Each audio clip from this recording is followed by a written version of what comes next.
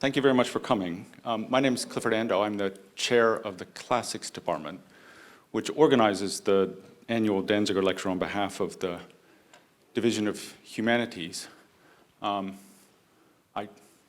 trust you're all excited? I certainly am.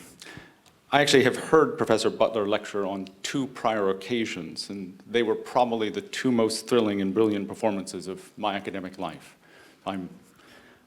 I'm excited. I was asked to prepare my remarks in advance to assist with the very important work of closed captioning for the live stream, which means I have to put on glasses, so you all retreat into opacity now. And the need to read the text as it's written will cap my exuberance, which might be to the good. My tasks today are to introduce the series, to thank the people who made this possible, and introduce my colleague, Sarah Nutter, who will introduce today's lecturer. In March 1987, Robert Danziger, who obtained his MD at the University of Chicago in 1980, endowed a fund in honor of his father, Sigmund H. Danziger Jr., a graduate of the college in 1937, and a lifelong reader of the classics.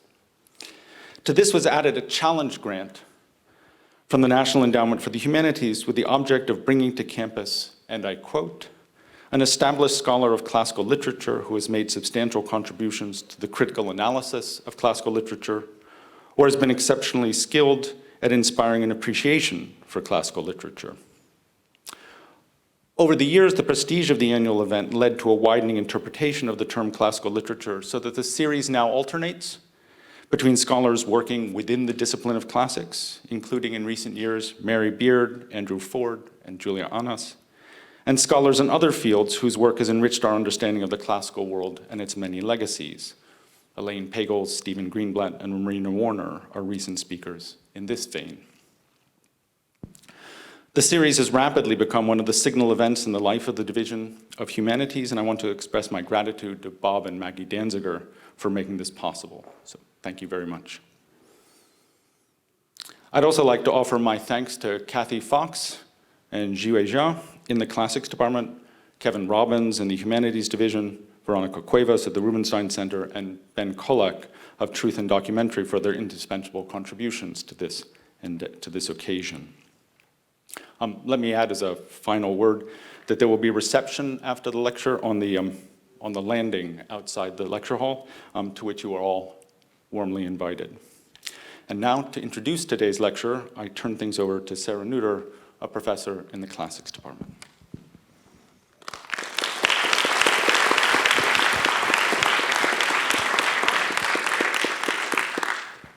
Hello and welcome. My name, as you heard, is Sarah Nutter, and as you heard, I'm a professor in classics. I'm so pleased to be introducing the Sigmund Danziger Jr. Lecturer. Indeed, very glad just to be here in this room with you fine people. It's an honor, a humbling honor, to introduce Judith Butler to you today. Judith Butler is a Maxine Elliot Professor in the Department of Comparative Literature and the Program of Critical Theory at the University of California, Berkeley. She is the recipient of numerous prizes and honors across the globe. She has founded programs, chaired departments, boards, and associations. She has worked as an activist and organizer in addition to her academic work. She is a rock star, as we all know. She has pioneered the field of gender studies and performativity through books such as Gender Trouble, Bodies That Matter, and Undoing Gender, now absolute classics. She has written brilliantly on literary theory and continental philosophy and authored field-defining work on pressing political issues, as in her vital text, Precarious Lives, The Powers of Mourning and Violence. To this, she joins work on, for example, Judaism as opposed to Zionism, on the power of assembly, and on nonviolence, work that induces us to develop a greater awareness of our interdependencies with one another, to live more ethically and more empathetically, and to imagine our futures more hopefully, even in the face of grim realities. She has thus become a kind of ambassador for the humanities to the world, an ambassador whom we badly need, representing humanistic and humane perspectives in the New York Times, The Guardian, The New Yorker, and on and on. She is so important to our many fields of study that there are multiple books to be found in the library that have her name in the title, a strange honor that few of us will attain, for better or worse. And so vast is the field of her influence that I have decided to spend my few remaining introductory minutes on only a very specific matter, but one that is relevant to Professor Butler's presence with us today, and that is her contributions to the field of classics. This despite the fact that she is not a classicist as such. It is perhaps because of her somewhat removed position from the field of classics that she has such insight into its objects of study, and in particular into its tragedies. The book that led me to Professor Butler's perspective on tragedy, and to tragedy as a perspective on humanity, is Antigone's Claim, Kinship Between Life and Death, published in 2000. I read this text with fascination and delight as a master's student at Cambridge, and I've taught it here to my students with pleasure and gratitude. I will try briefly to explain both of these affective stances by way of showing you a glimpse of what the book offers. I hope in this way to provide a small aperture through which light may be shed on Professor Butler's many rich contributions. Professor Butler starts the book by stating that, "I began to think about Antigone a few years ago as I wondered what would happen to those feminist efforts to confront and defy the state. But who is this Antigone?" she soon asks herself. She decides that Antigone cannot be reduced to being merely, quote, "a representative for a certain kind of feminist politics," for Antigone's own representative function is itself in crisis. Moving nimbly through questions of family and law, as well as social and linguistic structures, she offers generous readings of not only Sophocles, but also Hegel, Lacan, Lévi-Strauss, Irigaray, and others. Ultimately, Professor Butler demonstrates how Antigone, quote, "exposes the precarious character of the norms of kinship and gender," themes that Professor Butler has often returned to in her work. The book is filled with excellent and empathetic critical readings, such as this. Antigone refuses to allow her love for her brother to become assimilated to a symbolic order that requires the communicability of the sign. By remaining on the side of the incommunicable sign, the unwritten law, she refuses to submit her love to the chain of signification, that life of substitutability that language inaugurates. So this is an illustration of how love itself can be a refusal of reductive kinds of symbolism, or accounting, or replaceability. And here we see Professor Butler eking out the deeply humanist potentials of a capacious text. But of course she goes still further, ending the book with the question with which she began, but with a difference. Who then is Antigone within such a scene? What are we to make of her words? Words that become dramatic events, performative acts. She acts, she speaks, she becomes one for whom the speech act is a fatal crime. But this fatality exceeds her life and enters the discourse of intelligibility as its own promising fatality, the social form of its aberrant, unprecedented future.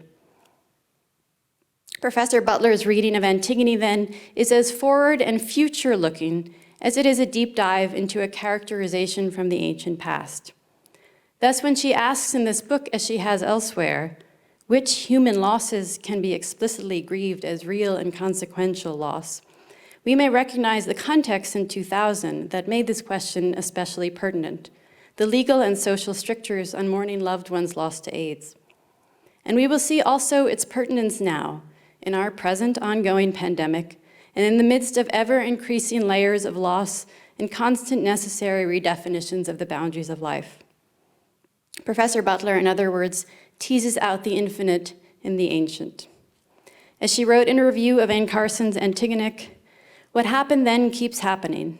These repetitions mark the continuing life of unconscious rage, explicit sorrow, unpredictable and winning humor, and new aesthetic forms that traverse the temporal distance between then and now." In still another essay on tragedy, Professor Butler urges us to, quote, "come to new vocabularies through which to grasp our most basic ties and basic passions." I suspect that Professor Butler will lead the way in this pursuit yet again today. Please join me in warmly welcoming her.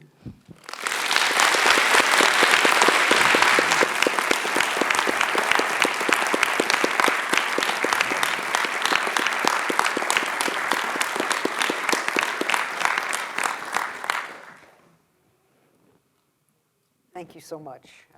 I'm enormously honored by this invitation. I confess to having felt a bit intimidated by it, but also a little bit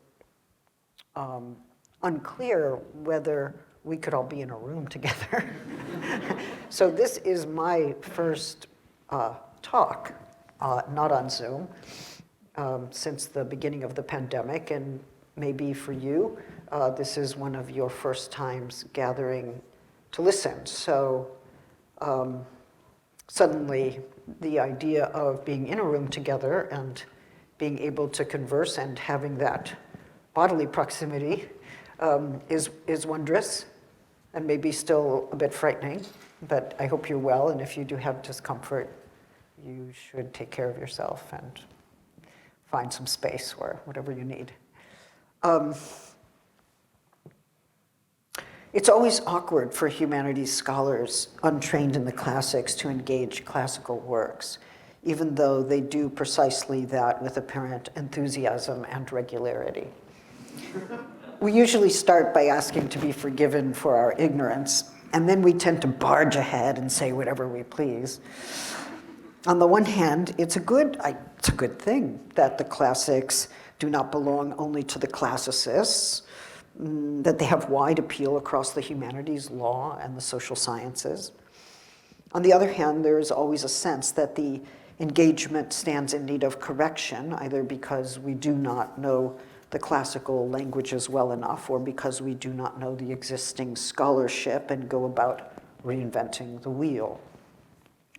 So here I stand, as it were, between this Scylla and Charybdis, not knowing whether to flagellate myself for my lack of expertise or to cheer myself on as I trespass on hallowed terrain.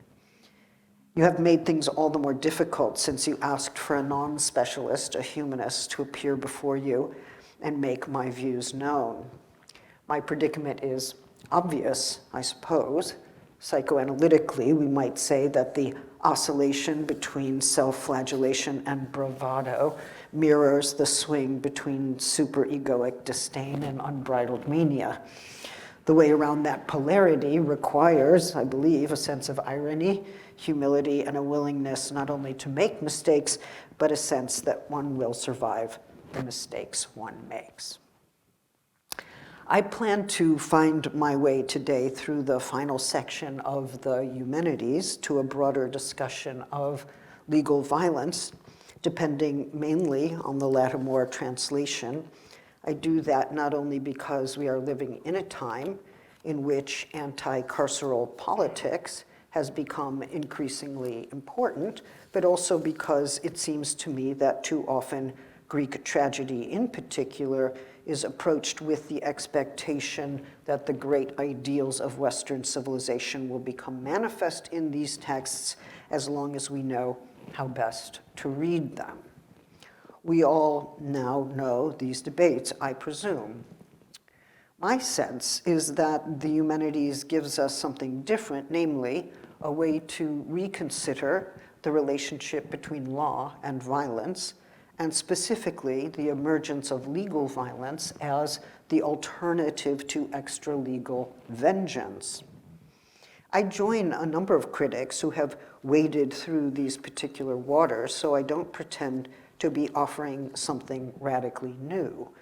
But I do think the play offers a set of critical insights into how law, rather than overcoming violence, often absorbs violence into its own operation.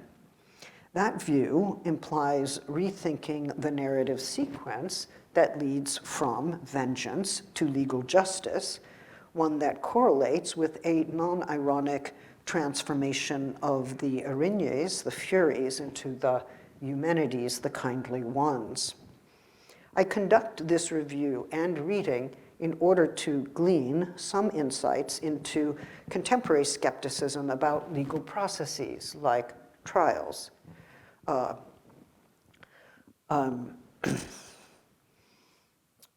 and legal institutions like prisons. Our public debates have included the Me Too skepticism of due process and the widespread conviction that trials concerned with police violence tend to favor the version of events proffered by the police, especially when the victims are Black or brown. It matters that some social justice movements are skeptical about whether justice can be achieved through law and whether it ought to be, sometimes seeking recourse to the Twitter sphere to conduct its tribunals and calls for punishment, and other times, in a contrary motion, seeking to set up transformative justice practices that not only refuse to engage the prison system, but call for its abolition. My point is not to debunk the law or to say that it is only and always another version of violence, but to point out, as many have, that there are good grounds to object to legal violence and that those who point out its operation are often acting in the name of justice, a sense of justice that cannot be captured by contemporary law, especially when law conducts injustice in systematic ways. For those who argue that justice is served by abolition, then justice is defined against legal violence, which includes the violence of the prison system. Such views have been persuasively argued by Angela Davis, Gina Dent, Beth Ritchie, and Ruth Ann Gilmore in recent years. Although their approaches differ, and you will be able to see this in the next year in which two very different books on prison abolition emerge,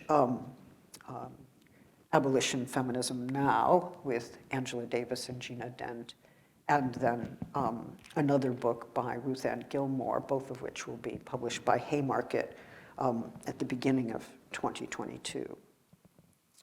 Although the approaches of these scholars differ, they are all Black feminists who believe that prison abolition is a theory of change, and through the negation of the cruelty and vengeance embodied by prisons, calls upon us to imagine a form of justice beyond institutionalized cruelty.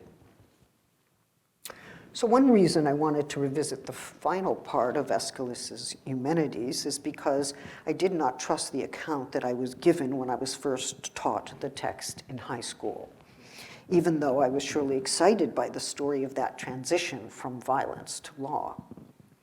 As you know, the rudimentary trial protocols that Athena establishes to determine whether Orestes should be punished for killing his mother, Clytemnestra, tend to be read as a transition from darkness to light, from cycles of revenge to a form of justice that puts an end to such cycles. I was also taught that with this trial structure, Athena brings about a rule of law, one that puts an end to violence, and for some time I stood in awe of that transition. The Furies were cast in a bad light, nearly defined as bad light, for they were the ones who wanted to avenge the killing of Clytemnestra, and they came to stand for unchecked destructive powers as well as mad feminine passions that needed to be constrained by a patriarchal law. I remember reading H.D.F. Kitto as a high school student who was very clear that by the time we get to the final play of the Orestean trilogy, that is, Kitto was clear, we have left behind the violence of revenge waged by one clan against another and arrived at trial by jury, a sign of a deliberate approach to law and justice. The negative becomes positive, and violence becomes justice. And all this becomes possible through the trial. The war between a patriarchal power represented by Zeus and Apollo and voiced by Athena and the mad feminine Furies was supposed to be overcome at the end, and the two gendered forces were to be understood as now working together. Several years later, I read Froma Zeitlin's incisive interpretation and saw both the hilarity and horror of the play's gender politics.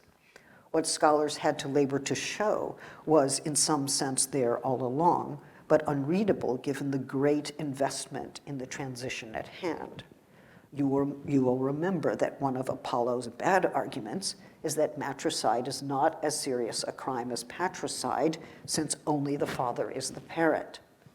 Indeed, it is not clear that it is a crime at all, matricide, since technically there is no mother.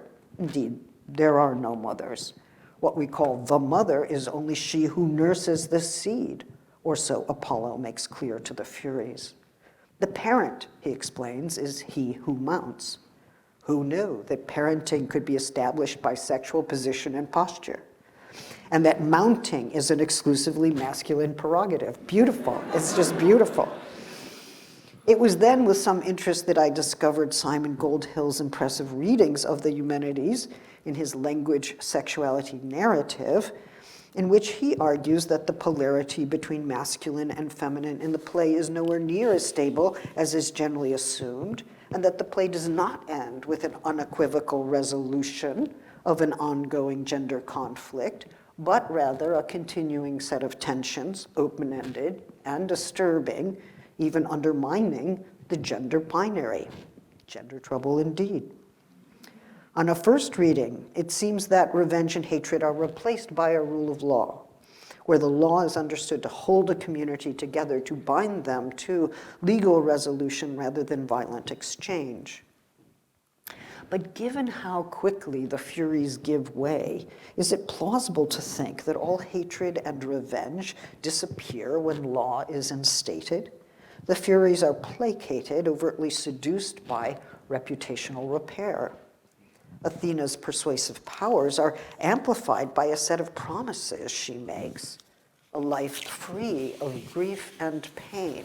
Sounds good, even a provisional definition of euphoria. A set of powers on which every household relies. A way to be held in honor by the community without ever forfeiting this newly won unifying and sustaining power. The point is not only that the Furies acquiesce to the law as such, but rather to the trial as a legal procedure modeled awkwardly by the one that Athena herself has just established, and where, you will remember, each side basically gets to make one presentation without recourse to evidence before the jurors take a vote. The Furies acquiesce, and as they do, they agree to live under that version of law where trials establish guilt and innocence, and a judge, in this case Athena, metes out punishment to the guilty or exonerates the unfairly accused. Is it that they, the Furies, have given up their passion for a more dispassionate consideration of evidence, or is it rather that their passion takes new form as it comes under the sway of the law? And once they are tasked with making sure that the law has a binding force on the community. In 1987, Paul Gewirtz, a legal scholar at Yale, argued that although the Furies, and I quote, consent to participate in the trial, the very establishment of the court seems to displace their method of revenge, end quote. His rather remarkable essay continues, and I quote, after the Furies lose the case against Orestes, they announce that they will let loose on the land vindictive poison. Athena, however, pleads with them to take an honored place within the community, along with new powers, and they give way. Their hate starts to vanish, and they take their place alongside Athena.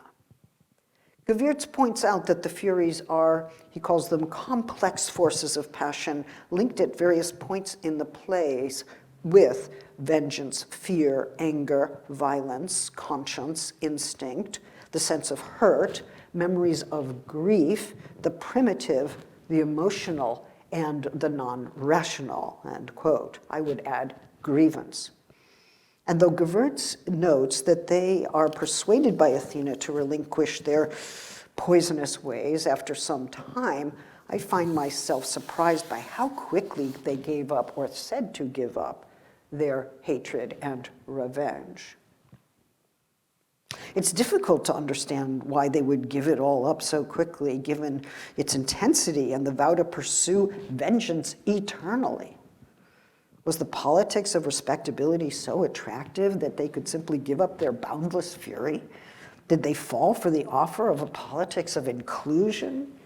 Or were they simply given a different job that let them keep their wrath alive by putting it to use in the service of the community, in the service of the law? Gewirtz suggests that they did not have to relinquish those driving passions because they saw that the law required that very passion to bind the community together.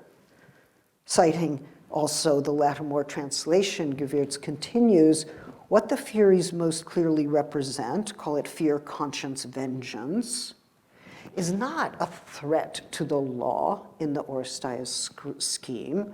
Rather, fury is law's partner. It reinforces a respect for legal rights. It promotes reverence for the just, which in turn is a source of society's prosperity, end quote. It is, of course, one thing to claim that fury comes to be law's partner, but quite another to claim that law preserves and transmutes fury, understood as vengeance and hatred. This last position allies perhaps more closely with Walter Benjamin's view that law cannot stand as an alternative to violence, since for the most part it depends on legal violence, a system of police and courts with the power to restrain and to take life away. The death penalty is only the most extreme form of legal violence, argued Robert Cover, Gewirtz's colleague at Yale at the time, in his influential essay, Violence and the Word. Gewirtz insisted on legal violence in Aeschylus at about the same time that Cover elaborated his own views on legal violence.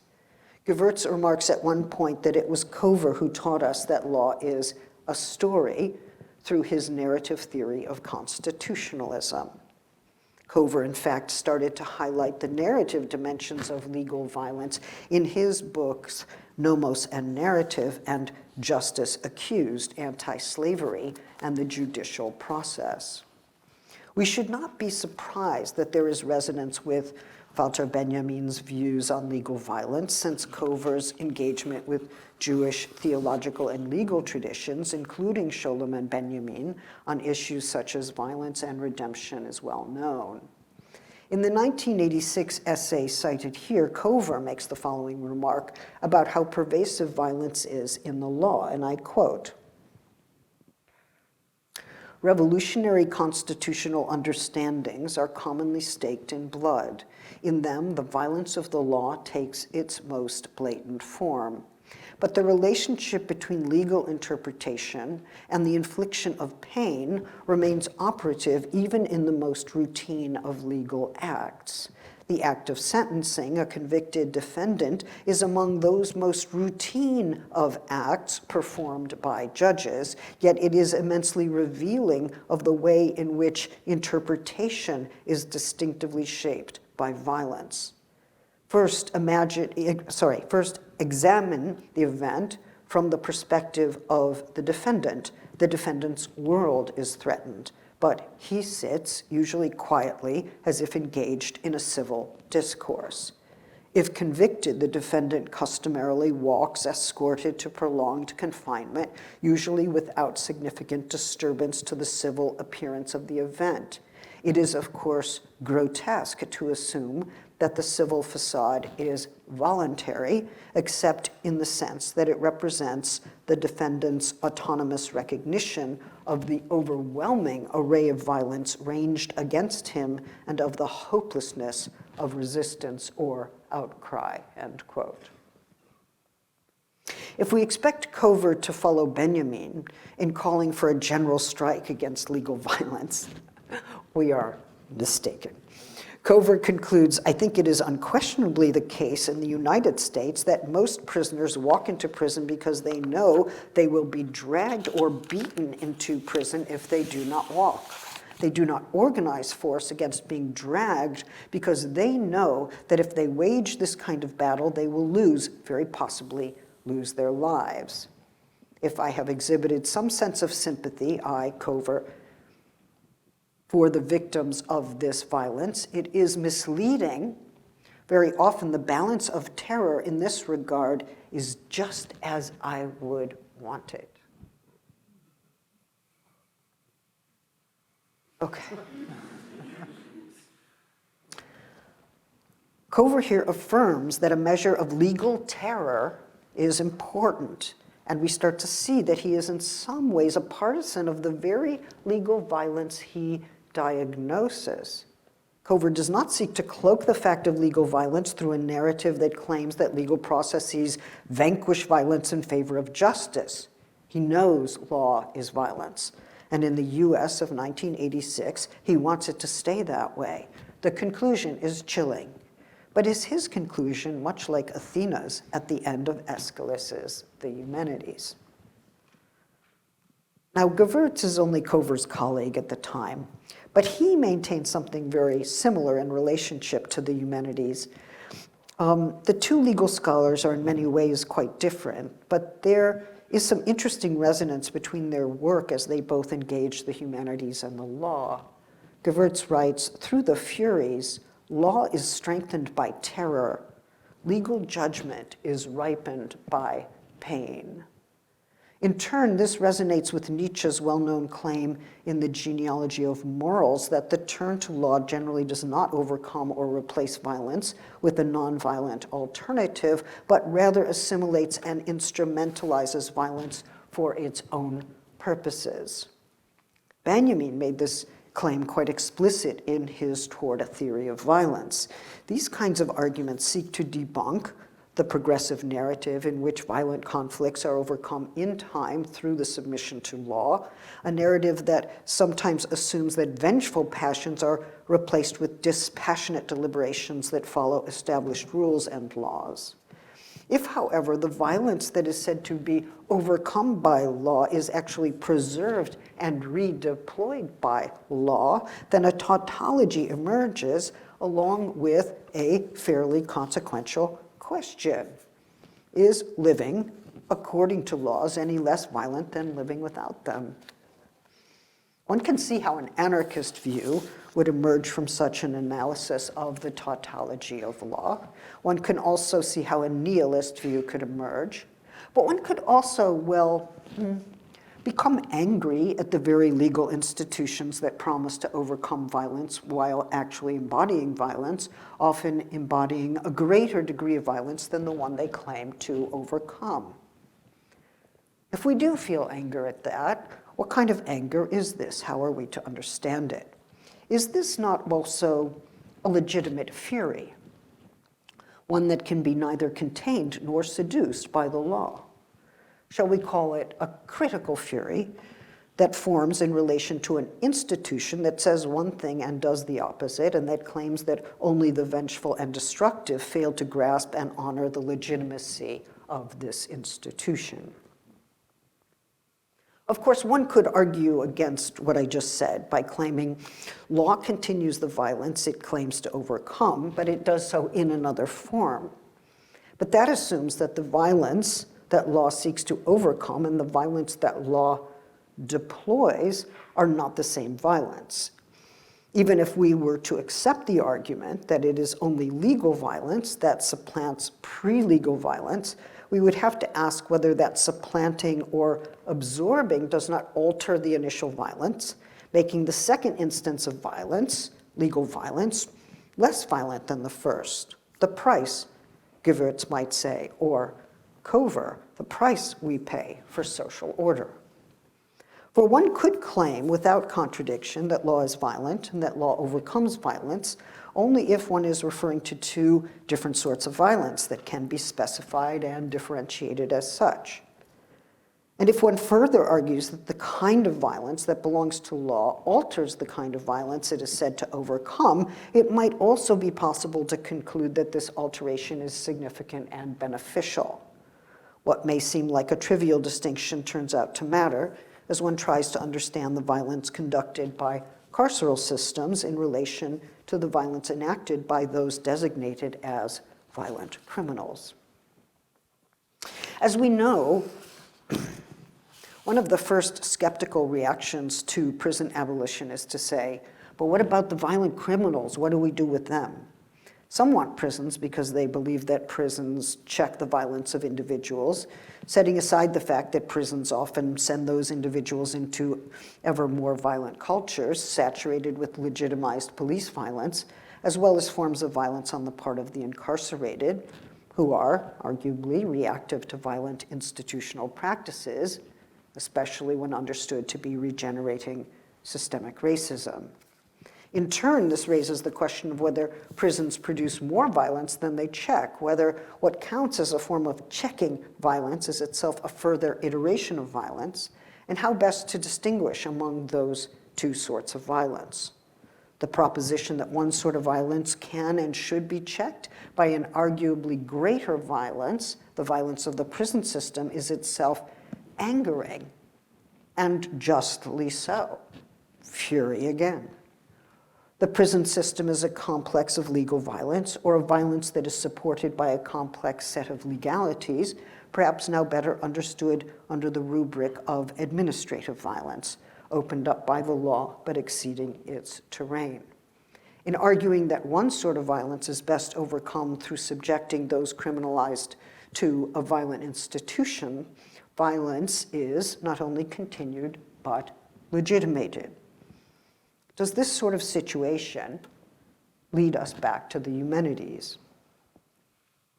Well, I join a great many readers in wondering why the Furies accept so quickly the deal that Athena gives them. They describe their anger as infinite, and they have vowed to poison the earth irreversibly. Why should they give up their violent ways, their eternal vows of vengeance and destruction? Is it plausible that violence can be given up so easily in light of a matricide, that the crime was not so serious, or that the trial that exonerates Orestes was really that persuasive? One problem with the swift vanishing of vengeance and hatred from the Furies is that we do not exactly know where it goes, and we do not know why they are so easily assuaged by Athena's offerings, in effect joining her staff and working for the polity. Have they accepted her reasons as just, or were they just very susceptible to her seduction? We can speculate that they were bought off with promises of reputation, honor, and inclusion, as I suggested, but does that even make psychological sense? And does it not advance the plot with an implausibly accelerated speed? Endless grief and insatiable revenge seem a bit harder to resolve than that. Could it be that the deal was a good one, precisely because they did not have to give up their violence, that the altered form on offer allowed them both inclusion in the community as guardians of the household, and even a kind of police function that gave their threatening powers acceptable social and legal form? Let us consider then that their hatred and vengeance, their ability to strike fear in those they threaten, is preserved and transformed in the emergent legal order defined by the trial. Thus, it is not a matter of relinquishing an overwhelming passion, but of settling on a form that allows for its indefinite continuation. Only if being held in disrepute were insufferable would it make sense to take the bait of gaining a good reputation. But do those Furies really hate their bad reputation so deeply that any respite is welcome? And what if you can gain access to that good reputation and still exercise vengeance and hatred? Then a compromise formation has been achieved. Gewürz's suggestion is that the law, as figured in the Eumenides, is, as Athena maintains, based on fear, and that the Furies may well take on the job of making sure that the law remains feared. His view seems right to the extent that they are charged with keeping the various households in order, that is, in compliance with the law, and that compliance depends on fear. Helen Bacon made this argument in her essay from 2001, The Furies' Homecoming. I quote, "The song they sing just before the trial dwells not on their desire for blood, but on their function as enforcers of the unwritten laws and on the crucial importance of fear in maintaining the social order," end quote. Athena affirms the positive aspect of fear, and I quote from the play, "From these fearful faces," pointing to the Furies, "from these fearful faces, I see great gain for these citizens." Phoberon is the term for fearful here, that is, fear-inducing. Athena thus confirms the continuity of their threatening powers before and after the trial, suggesting that their submission to Athena's judgment does not imply the relinquishment of their power to command fear, to issue a threat, to exercise destructive powers. We can infer that the fear of the law follows only where the law exercises a threat, the threat of punishment. And so perhaps the Furies now support the community by embodying or enacting the threat of legal punishment. We have been told, in order for the law to exercise a binding power on the community, citizens must fear the law. Athena cautions against casting fear from the community later on line 698 when she asks, "What man who fears nothing at all is ever righteous?" Apollo then backs her up on line 713, addressing the chorus, "I command you to fear." Athena makes, that's her bad parenting, really. I command you to fear. Athena makes clear that righteousness can only be expected on the part of those who have something to fear, and then Apollo issues his command, "You must fear." The command to fear is an odd sort of command. No one can suddenly produce the feeling of fear and respond to such a command unless it comes from a fearsome authority, unless the command is simultaneously a threat. And though Apollo does not tell us what the punishment would be were the chorus to fail to fear, we are given to understand that a significant wrath awaits them. The command, in other words, is the announcement of a forthcoming wrath and destruction, but maybe not the wrath and destruction itself. It is a threat. It may come from him, but maybe from her, Athena, who claims to be his mouthpiece. She's also standing in for another divine guy with power waiting in the wings. "I have Zeus behind me," she claims. Do we need to speak of that? "I am the only god who knows the keys to where his thunderbolts are locked. We do not need such, do we?" It would seem that the Furies thus succumb to Athena's proposition from fear, but there's also something exciting going on. They are asking to become fearsome, phoberon, for the community. They are threatened. They must fear. But they are also tasked with producing fear wherever they go. They have transposable skills for that new gig, as Athena has suggested, and it comes with lifelong security.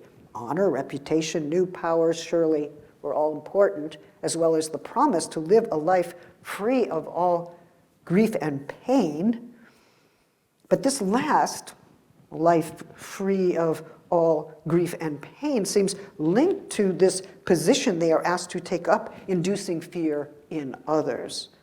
The others will fear loss and pain. The Furies only threaten them with such loss, but are safeguarded from ever feeling it again.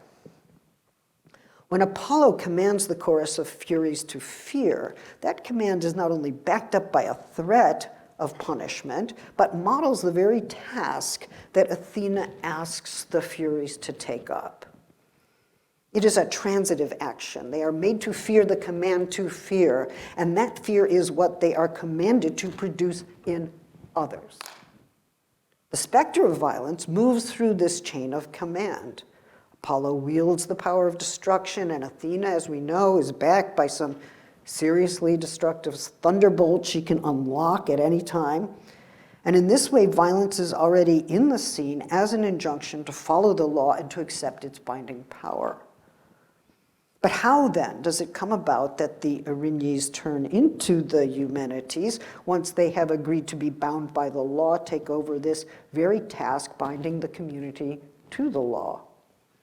Some circularity is happening here. Perhaps we should say that they, the Furies, agree to take over this task of binding the community to the law in exchange for abiding by the law. The reason I put it this way is that they were, you will remember, reiterating the same threat a few times in the earlier part of the play. Obsessional.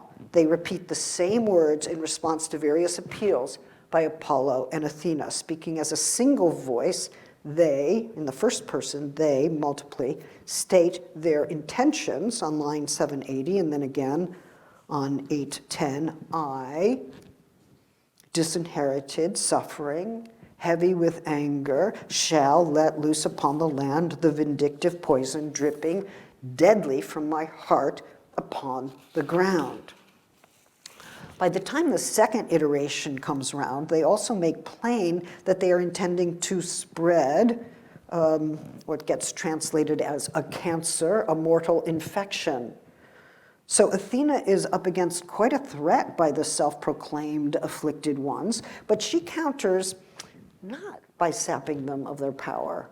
No, she offers them new powers that will preserve the earth, fertility, prosperity, and peace, and relieve them of grief and pain. The Furies' threat to spread their vindictive poison is thus countered by the joint threats of Athena and Apollo, at which point the encounter consists in an exchange of threats of destruction. Poison in one direction, thunderbolts in another. Thus, the turn to law as a turn away from violence rests still upon a primary or originary threat of violence that inaugurates the law, narratively considered, or founds the law, philosophically considered. This is precisely the role of what Walter Benjamin calls mythic power or mythic violence in Toward the Critique of Violence. He calls it law instating violence. So when Athena counsels the chorus not to cast fear from the city, for no one will be righteous without fear, she is setting the stage for Apollo's command to fear that comes just a few lines later. The law requires, she says, just terrors, just terrors. Can we then conclude that she is effectively saying to the Furies, listen, you will have a new job under this legal system of mine. It will be your task to use your power to deliver threats in the service of the law, to instill those just terrors in the various households to make sure that they are compliant. This will not require retraining, for they already have those skills. Gewürz, too, underscores the parallel between Athena's strategies and those of the Furies in claiming that Athena echoes the Furies themselves, who warn, I quote, "There are times when fear is good. It must keep its watchful place at the heart's controls." Can we then conclude that the Furies will now occupy this watchful place within the community now bound by laws, or rather that they will be responsible for binding those subjects to law through inducing fear, surveying, threatening, binding each and every citizen to the law through the inculcation of fear, presenting as it were the fearsome face of the law? Although Athena claims that the Furies will do good, receive good, and be good as the good are honored, are we really to conclude that those who are regarded as good are filled with fear and fill others with fear, issuing in some way the threat of a dire punishment that keeps citizens in line? Of course, they are led to a subterranean hold at the end of the play, not sent off to patrol the streets. But there is no reason to think that the terror they instill continues to work, that it does not continue to work on the people. And the example of imprisonment they peaceably accept is surely one rather dramatic example of the domestication of fury in the service of the law. Of course, Aeschylus's play is about a trial, and so not every aspect of a legal system or a legal order. The possibilities for generalization are therefore limited, but what is distinctive about this trial, as so many feminists have noted, is that Orestes has killed his mother for killing his father, and accordingly the relative seriousness of the crime of matricide and patricide are under consideration. You will remember that Apollo makes an argument that is so terrible it broaches hilarity and has induced incredulity throughout the centuries. As I mentioned earlier, Orestes cannot be found guilty for the crime of matricide because, alas, mothers don't really exist. And if they do, they are not parents. There is only one real parent, and he's the one with the seed. The idea that the legitimation of matricide founds this version of law, championed by both Athena and Apollo, has been persuasively discussed throughout the scholarship, as far as I can tell. But it's not only that the mother has been killed, but that once killed, her status as a mother and a parent is denied ex post facto. Many ways of killing a woman, argued Nicole Leroux, and every matricide is, in this logic, also a femicide. This killing and its denial form the basis of the new legal order of the state. I've been following two legal scholars who have exposed the violence of the law and who also link that violence to redemption. Cover does this in relation to the Bible. Gewirtz does this in relation to Aeschylus. Another paper, another time. Time for something. The pervasive violence in the law is not finally for Gewirtz a cause for outrage, but a necessity we can live with. Cover too. Like Athena, we might say, they both prefer one sort of violence, legal violence, to the violence it is meant to counter, despite the debilitating and even fatal consequences for those subjected to the law. The Furies bring more to the legal system than fear, Gewirtz writes. Along with fear, which contributes to order, they bring pain, which contributes to wisdom, that most essential attribute of those who judge. In pressing their claims, the Furies not only counsel that there are times when fear is good, but also speak of the advantage in the wisdom won from pain, end quote. That wisdom is supposedly the redemptive power of pain. If one were to bring Benjamin's divine violence to bear on this discussion, we would see that it constitutes a break with the mythic violence that Gewirtz identifies as inevitable in law. For Benjamin, divine violence puts an end to all legal violence. For Gewirtz, for Cover as well, the violence in the law is but the nascent form of the redemption it promises. The prisoner will be redeemed, the wisdom redeemed from pain, and the law's violence will be justified accordingly. The Furies thereby echo the vision of tragic understanding in the Agamemnon, the first play in the Oresteian trilogy, found in the arguably most famous lines in the Oresteia, and I quote, "Wisdom comes alone through suffering, even in our sleep, pain which cannot forget, falls drop by drop upon the heart, until in our own despair, against our will, comes wisdom through the awful grace of God," end quote. Well, here's the very different way that Anne Carson renders those lines. "Yet there drips in sleep before my heart a grief remembering pain. Good sense comes the hard way. And the grace of God's, I'm pretty sure, is a grace that comes by violence." The Furies are promised a life free of grief and pain, but what kind of promise is that? There's a wager here, and not certain knowledge. If they are delivering pain and grief, will they thereby become immune from pain and grief? For Carson, the pain that gives rise to wisdom is grief remembering, suggesting that if the Furies, now the kindly ones, are to be the bearers of wisdom, they will keep the memory of grief or remember in ways that are bound up with grief.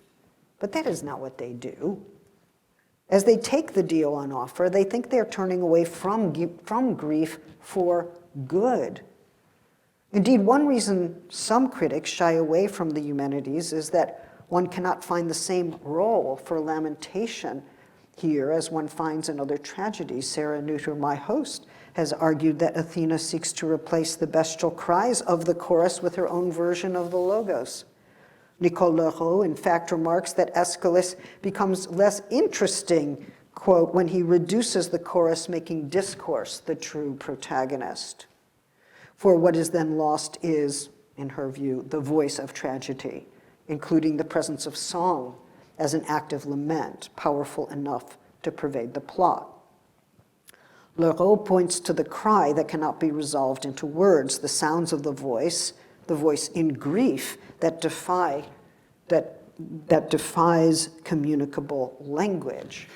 The cry aïe, which is no proper word, but a sounding of grief that pervades all the other words. And Leroux at least notes that in the Oresteia, mournful songs intrude thematically into the iambic, that is, the spoken passages, indicating those sounds of grief that cannot find their way into words. This is, we might say, the sonorous version of grief remembering pain.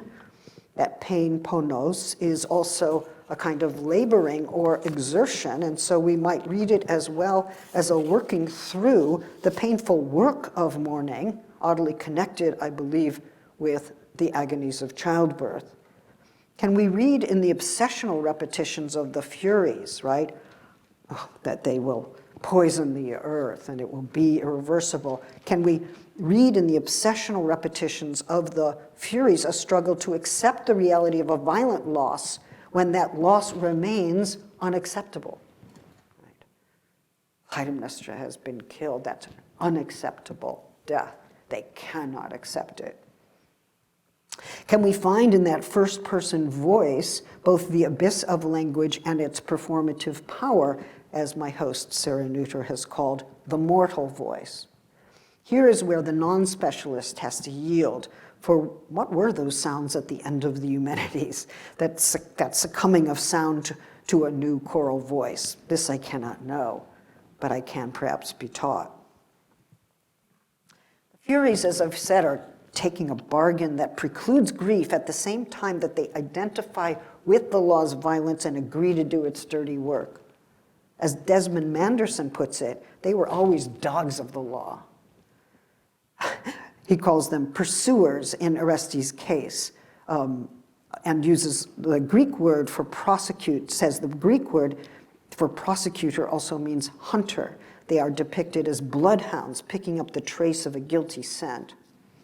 And even before taking on their new job, they're described by Manderson as the most legalistic of all figures in the play. Even their pre-legal pursuit of vengeance is prosecutorial, suggesting that the violent legal economy is there from the start.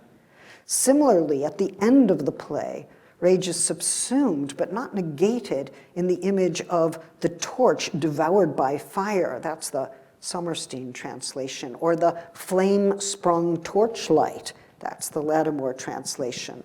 Has the rage become part of the law, its fiery light, its violent illumination? Can we read the rageful torch of the Furies reinstated now within the very terms of law? As the Furies are enclosed within the earth, so their burning light now fuels the law up above that put them there. Legal violence makes the head hurt, because all along one has been taught that the law will resolve violence, and that if the law deploys violence, well, that's of another order, a necessary one, a justifiable one. And yet the Eumenides can and must be read against this narrative. Much within the text constitutes a counter-trend to the manifest plot of progress. Can the Eumenides help us with some of the head-splitting debates of our time? Well, people are angry, even furious.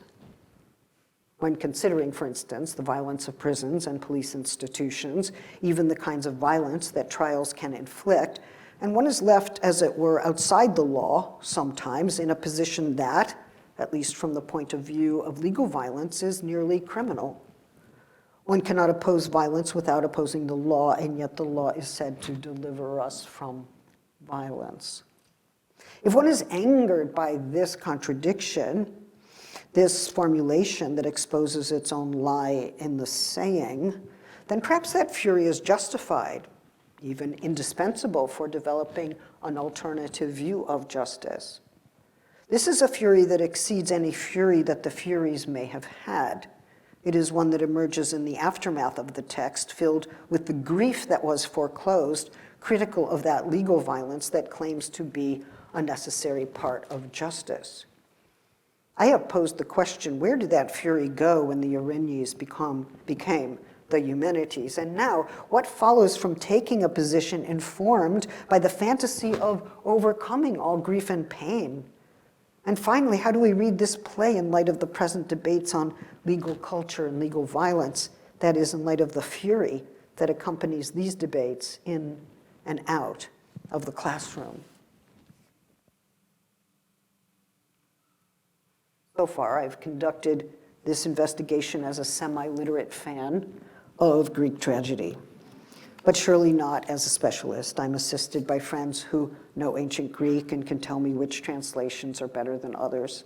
I suppose I seek to speak for the non-specialist who does not want classics defunded or eliminated. I understand the arguments that seek to position classics in the service of white supremacy, and few challenges are worthier of a response from those directly in the field. I suppose my wayward readings, the few I've been willing to publish or present, engage Greek tragedy through a contemporary lens, seeking to understand how these compressed and anguished dramas might illuminate central dilemmas in our lives. I do not go there to find ideals of civilization that are now lost, nor do I think that we should find protagonists in Greek tragedy who can serve as models for moral action. I accept the difference between fiction and reality with enthusiasm, at the same time that I wonder how ancient dramas might quite inadvertently refract for us some pressing and difficult questions about legal violence. Perhaps I should have said this at the outset of my remarks, but I am trusting that you understand how I am proceeding, and I certainly do not mean to be obscure. For instance, I am struck by the fact that Angela Davis has said that once institutions start talking about equity, diversity, and inclusion, that revolutionary ideals have surely been lost. As important as those efforts are, diversity will never be the name for a radical transformation. The Furies, oddly, perhaps inexplicably, agree to join in Athena's Polis project, and we can surely ask, what is the lure of inclusion? Davis remarks that we cannot simply prize inclusion without first asking, in what kind of institution do we want to be included, and is it a just institution? If the institution is a violent one, then we oppose the institution rather than join its ranks. We affirm our exclusion from it. Have the Furies become dogs of the law, or were they always dogs of the law? Similarly, feminist theorist Sara Ahmed has developed the term non-performative to characterize the discourse of inclusion. Administrators, she writes, can be seen to be nodding and using the word inclusion as a discursive effort to placate a demand for a more thorough restructuring of institutions to eliminate all forms of racism and sexism, all forms of discrimination. The nodding and the display of the term inclusion are non-performative because they substitute for the action that they refuse to take. They guarantee non-action. Of course, this does not happen in every instance, but the fact that we recognize what she is talking about suggests that it happens all too often. In the course of the Me Too movement, some feminists have argued that institutional procedures are a sham for women who have been subject to sexual harassment, or indeed for anyone of any gender who has been subject to sexual harassment. The problem, as we know, is that those harassed are very often the only ones who can bear witness to the scene within a grievance process, and the preceding founders on the he said, she said impasse. Some have similarly argued that trials on sexual assault have to take place in public, more specifically on social media, precisely because due process imposes a burden on those who have been subjected to sexual assault to supply evidence that can be corroborated. The public sphere, now identified with various forms of media, a situation now intensified under pandemic conditions, becomes the site of these kinds of trials. But there are no procedural rules, no rules of evidence, and in some sense, no trial in any established sense. Of course, this situation, which feels like the only option for many who find that institutional procedures and courts of law have failed to furnish just justice on such matters, feels nevertheless like injustice to those who have counted on due process to check discrimination and unfounded allegations against sexual, gender, and racial minorities. Title IX has been the legal basis for developing administrative protocols within institutions to adjudicate sexual harassment claims, as you know, and even as we desperately need such procedures to redress the scourge of harassment, usually linked with exploitation and discrimination, we can also worry about the intensification of administrative powers, which include surveillance, mandatory reporting, and a new litigious culture inside and outside of the classroom. There are arguments about all of this from the left and the right, as you know. Some proponents of both personal liberty and academic freedom oppose the litigious environment because they want their freedom to do what they please, including sometimes causing harm that they regularly refuse to acknowledge as such. On the left, we sometimes hear a lament that individual grievances and the series of Me Too cases seeking reparation deflect from the systemic institutional change that is needed, the more radical transformation, although others would say that the accumulation of such cases can open up precisely the institutional enormity of the issue. In my mind, dilemmas like these call to be understood more carefully and patiently in order to find a way through them. The few oppositions I've mentioned do not include a wide range of nuanced positions on such issues. And given that within educational institutions and a wide range of workplaces, harassment has become rampant, debilitating, and appalling, there have to be procedures and policies that name and expose those harms. But then when the procedures do more harm, imposing extra burdens on those who have already been harmed or become punitive at the risk of obliterating fair procedures, the situation seems far from delivering justice through law or law-like procedure. Fury on many sides of the issue, to be sure. So there are good reasons to slow fury down and to try to find the right words that could carry that fury into an effective form, maybe even a deliberation and a fair and effective practice of reparation embedded in a broader plan for transformation. These topics deserve a richer and slower amplification than what I can offer here today. An allegation should not be the same as a trial or a judgment. Only in Kafka's world does the allegation initiate the process of punishment prior to any trial. And yet accountability is imperative, so finding the right form for addressing and obliterating such harms is paramount. What is confusing but important to consider closely is that some who distrust trials and feel that due process is an instrument used to exonerate sexual assault and other perpetrators of violent crimes, sexual or not, sometimes call for greater legal punishments aligning with the carceral state. The term carceral feminism describes precisely those positions that call for enhanced punishments against those who commit gender-based or race-based violence. Some who call for greater punishment, which means filling the prisons with more people, also question due process, whereas others feel that a just incarceration requires due process. This too is an important debate that we should take the time to consider carefully.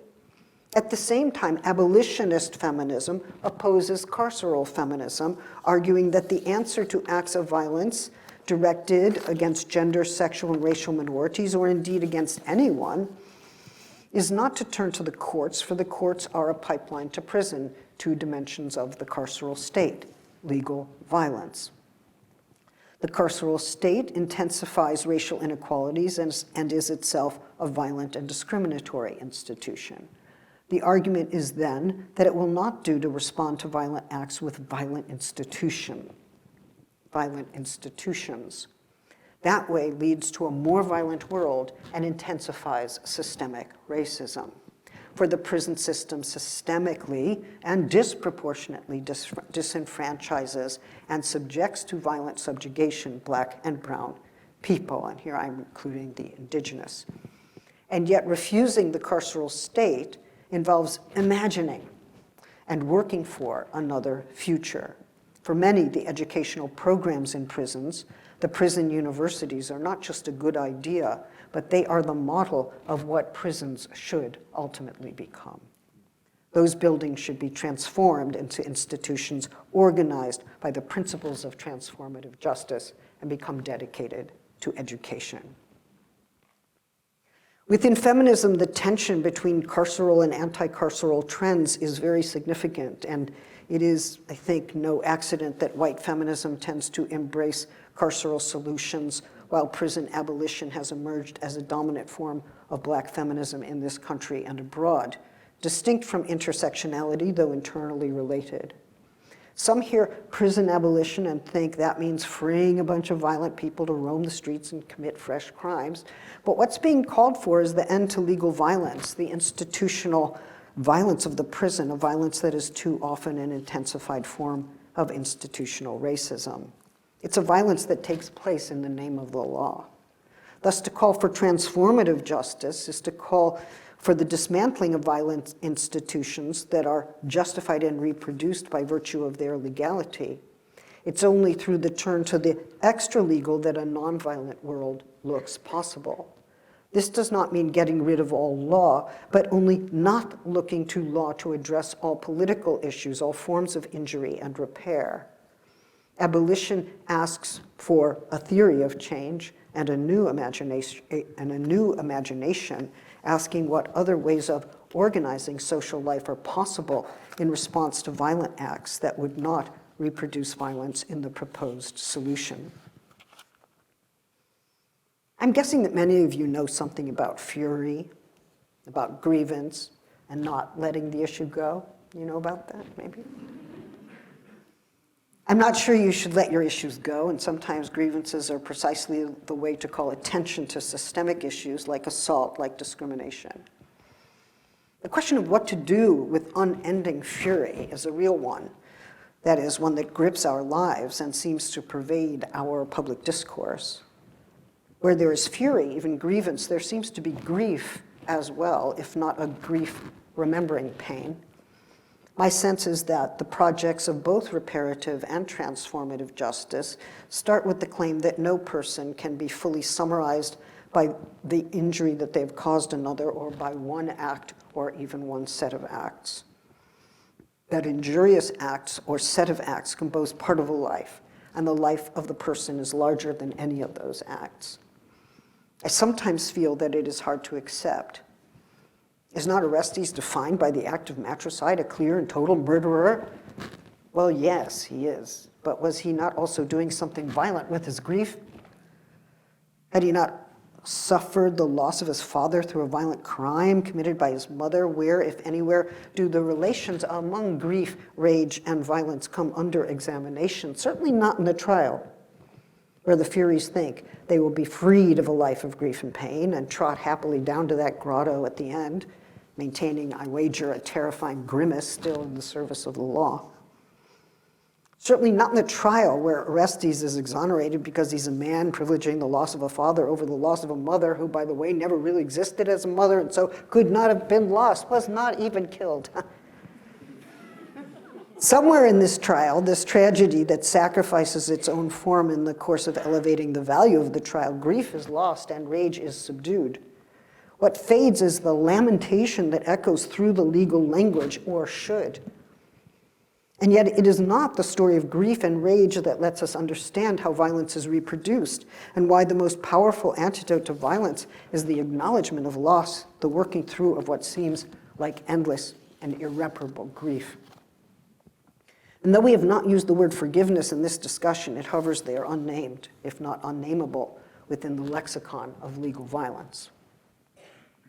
Perhaps one reason the humanities speaks to us now is that it reckons with a rage over an unacceptable and violent loss or losses. If we dismiss the rage as uncivil and applaud its domestication, we may well miss what the rage articulates about how unbearable it is to be asked to live with the radical injustice of certain losses, especially those that are the result of police killing and legal violence, including the death penalty. Rage will continue to emerge about a legal system that not only fails to do justice, but amplifies racial violence, This is not rage as irrational, but rage as an illuminated response to an unacceptable loss, a loss that did not have to happen, a taking of life or lives, and a letting die that is repeatedly conducted by legal institutions themselves.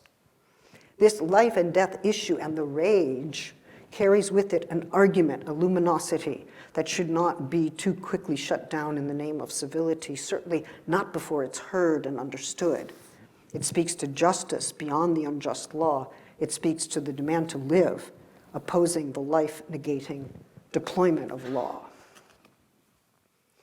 The humanities calls attention to the desire for law, the legal form that fury can take, the role of fury and fear in binding a people to the laws by which they are to be governed, and yet the anger against a legal system that deals violence as it claims to transcend violence is a sound of fury that we are hearing all the time. It is perhaps why the demonstrations mobilized for the movement for Black lives were at once acts of mourning and protest, exposing racial violence, acting nonviolently to demand to make a less violent world, but also calling for a justice by which the legal system itself can be judged. As we know, our classrooms have become imbued with legal culture. They are possible sites of grievance, of challenge, indictment, censorship, calling out or sometimes calling in. I've been suggesting that the humanities and its classrooms can furnish the sites for examining grief, fury, and justice as they appear in relation to legal and extra-legal violence. This fury is often already there in the texts we read, so we surely have many of the materials we need to think about the grievances that emerge in the fields of power in which we work. In my mind, it's not a matter of substituting civility for rage, but understanding what histories and demands are carried by fury. To foreclose rage is to perpetuate it, to repeat the violence against which it rails, even though the humanities gives us a finally implausible account of its domestication. But we can and must read texts against and beyond themselves so that they can continue to speak to us during times when the burning sense of what is true remains to be heard and known. As Lauren Berlant has taught us, and I quote her, I quote them, "Getting the story right as an act of love allows for a higher justice in the face of the law's inadequacy. And when the story is too much and we reach for the trigger warning, this is me, or the trigger itself, we might do well to remember these wiser words of theirs." And I quote again, "When I say a book breaks me," this is Lauren. This is not Lauren, sadly, but this is Lauren. "When I say a book breaks me, this is what I mean. I am changed by it, startled and thrilled that something has become unbound in me. I become the loosened object in proximity to an uncomfortable enigma, but not a fate." Staying with the unbearable, Berlant reminds us, opens up the space of heterotopia, new paths for experimentation beyond the limit of the unbearable. The disturbance that is life bears the possibility of new forms at the edge of the unbearable. All the more reason not to shut down our debates too soon and to remain together at the site of what is disturbing to see what potentials open precisely from there. Thank you, Lauren. Thank you all.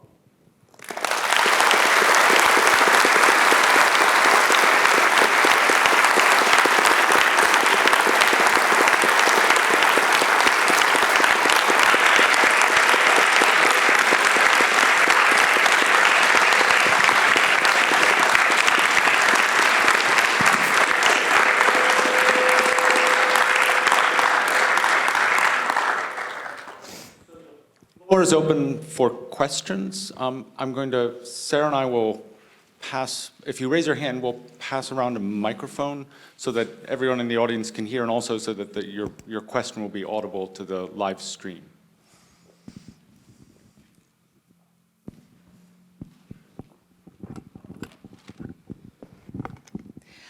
I wonder what you think of Girard's view that The challenge with respect to violence is specifically the tendency towards a kind of cyclical and reciprocal violence. And, his thought that the kind of sacralization of violence is a way to end that specifically, to end revenge. And what is the role of the legal system specifically in putting a terminus to revenge?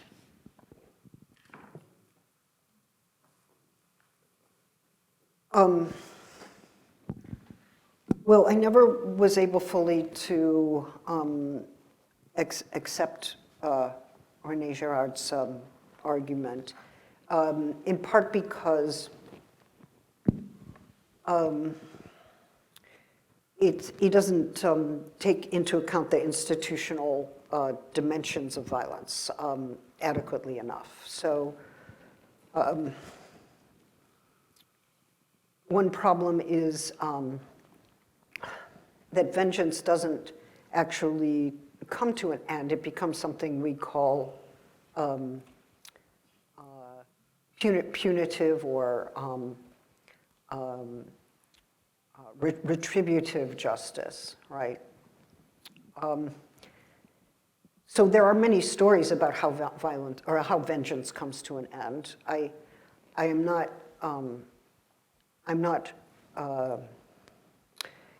convinced about the role of sacrifice that is so central to his own understanding. And I think there might be a little romanticization of the redemptive character of violence, that something can come out of that. I worry that when we talk about cycles of violence, that we're sometimes not actually looking at what the power dimensions are in a conflict. For instance, people say, oh, there's a conflict in the Middle East. Like, well, is there a conflict? Or there's a cycle of violence in the Middle East. Well, is there a cycle of violence? As if there's one group and then another group and it's all the same. It's like, well, what if we understand that within a colonial structure of power? Does that look differently? What if some of the violence is being done by a state power and some of the violence is being done in resistance to the state power? Do we need to distinguish? Do we call that vengeance? Is that a cycle of violence? Or is that a systemic reproduction of violent conditions and violent actions that has to be understood as the way in which colonial rule reproduces itself over time? So I'm afraid I can't do that kind of analysis with the vocabulary that Girard gives me, and I think it's important that we do so.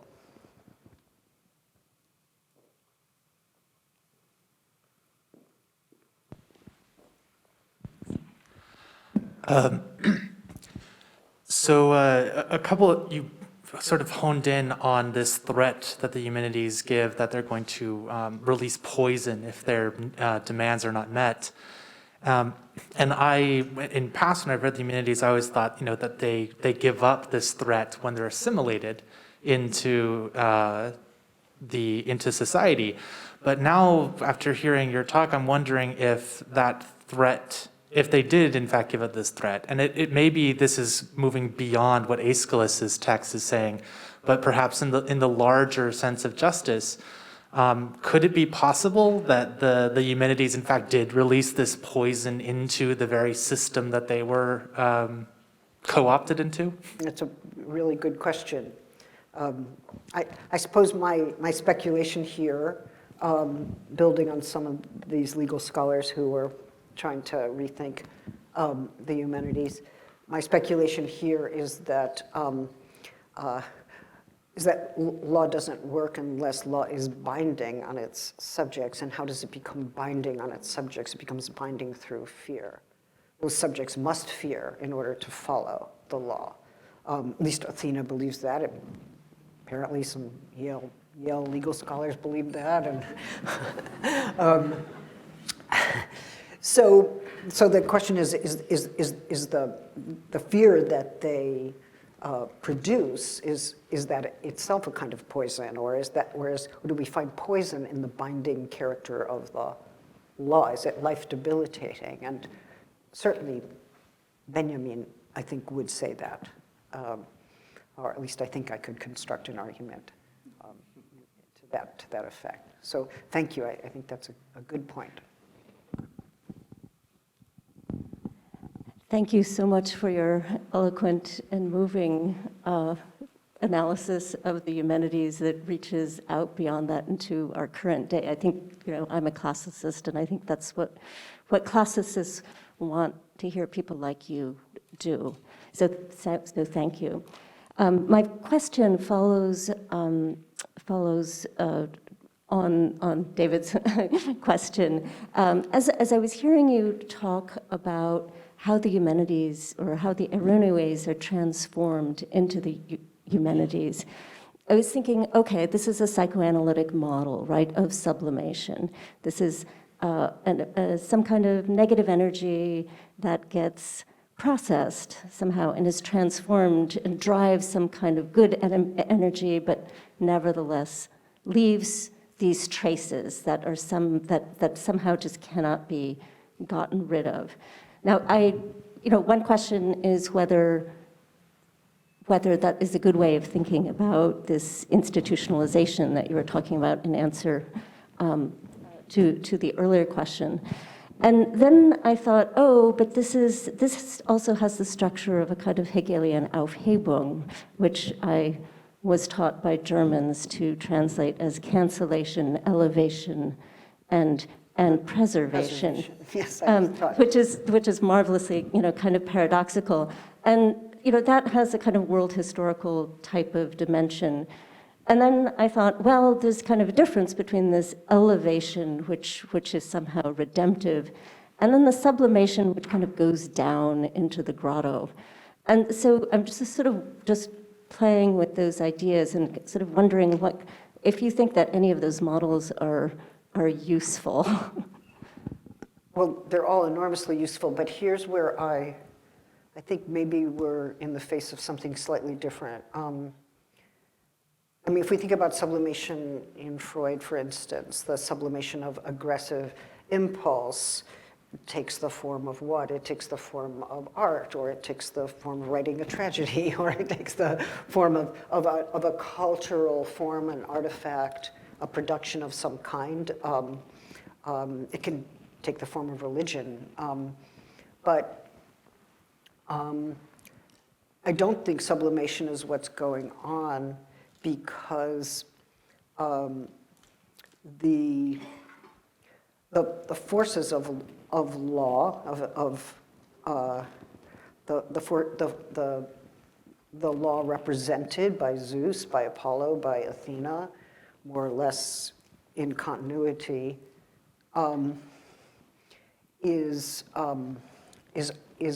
opposed to the is not only opposed to the claim that the Furies are making, that Orestes should be found guilty and punished accordingly, but they are opposing the vengeance and fury of it, of the Irenaeus, and they are seeking to make it into a very part of the law. So if we were to look at it psychoanalytically, the repressive structure has recruited what it's trying to repress into its own superegoic machination. So think about how superegoic rage against the self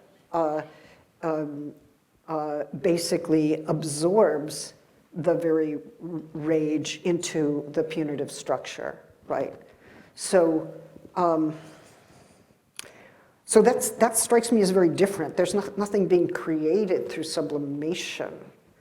There is a way in which, well,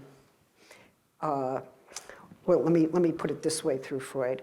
Morality seems to overcome aggression, and yet the way morality works is through a heightened superego that unleashes aggression against itself. So it's recruited aggression into the apparatus of repression, or, and I'm using it here in a more political sense than a psychoanalytic sense. So, so that's a different kind of absorption and redeployment than I think we can find in sublimation, or indeed even in Hegel, where something of it it's happily transformed into something else as spirit becomes more capacious. Something's lost, something's preserved, something's altered, and you just go forward. But there's some opposition here where the fury that is opposed becomes the furious opposition of the law, becomes the furious deployment of the law, becomes the fury through which the law replicates its power and becomes ever more binding on its subjects. So it's another kind of absorption and redeployment that I think maybe needs a different conceptualization.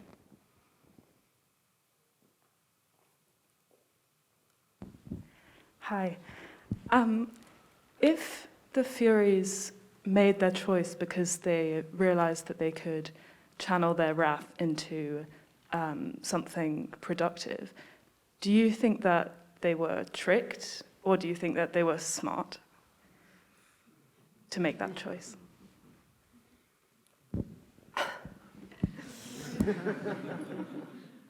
Well, because I'm having a good time, I treat them like, they're in a gig economy and looking for a job.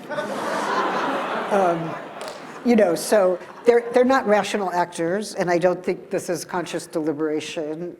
They're furies, right? They are passions. They are the figurative emblem of uncontrollable passion, right? So not exactly conscious and deliberate in choosing. But maybe the question is, why are they susceptible to that deal? Why are they seducible by Athena in this instance? And so it seems to me that they're actually not having to give up anything. You would think that if you're going to overcome the furious, you need to convince them to give up their fury. It's like, quit being so angry, come into the classroom, talk, give up your furious ways, become a lawyer, adjudicate. That's what we do, right? We're all in our little civilizing narrative mode. But the nice thing about the deal is that do not give up your rage. We need it. The law needs it. You are useful. So you get to keep your rage. And there is this other promise in there, not just for reputational repair, like everyone will love you. So a narcissistic kind of like, everyone loves us now. But also living a life free of grief and pain. I mean, if I'm right that grief, remembering pain is part of the fury from the start, if we have to understand part of what fury is here as informed by what Carson calls grief, remembering pain, then who wouldn't take the deal? I'll take all your grief away. Would you like your grief taken away for all time? It's like, take it. I don't know. I mean, I'm just, and take it precisely because you will be the one who's threatening others with loss. You will threatening others with destruction, producing fear. And that produces a kind of fantasy of immunity, right? Like, I will not be suffering those things, others will. And I will threaten them with it. And by becoming the one who threatens, I'm relieved of being threatened. So that's the sketch of how I understand it. And it is, yes, psychoanalytically informed, of course. And hopelessly presentist, yes. Okay, many thanks for a really provocative and fascinating discussion. I've also always been puzzled by the Furies giving in so quickly, and I've been wondering. You opened for me a new worry that is that there may have been some justice about the Fury, about the fury of the Furies. They're protectors of women, and they give that up. It seems to me when they accede, okay, to the violence, as you so well portrayed it, of the law. So one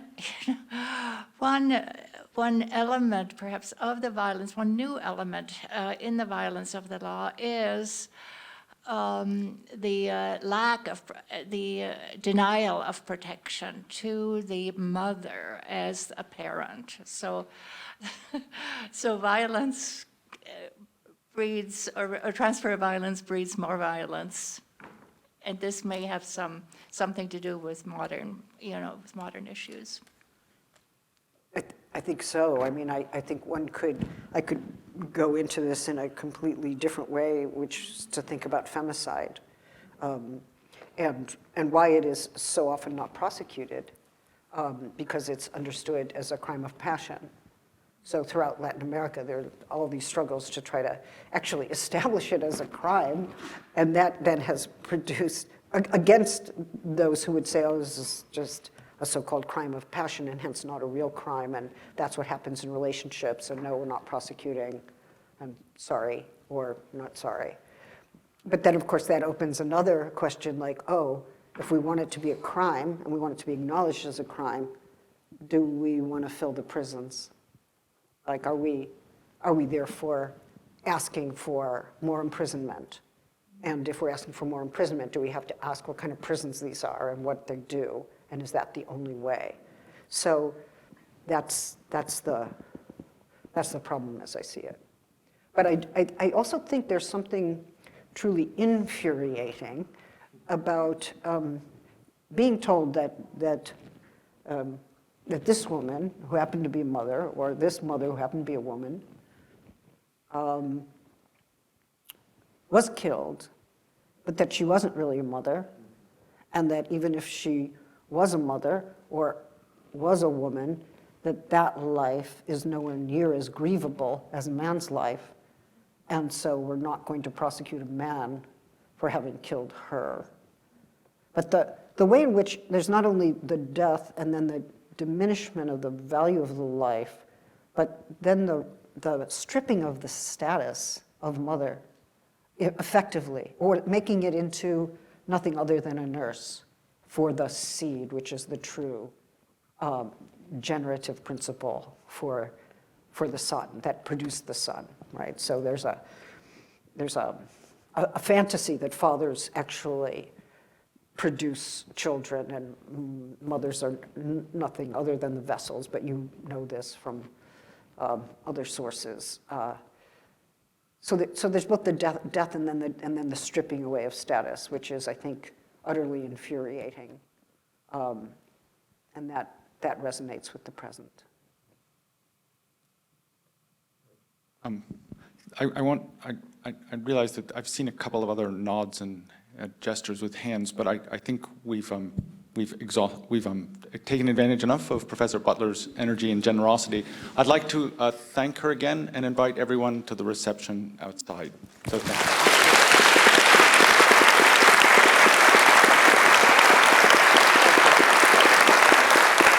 Thank you.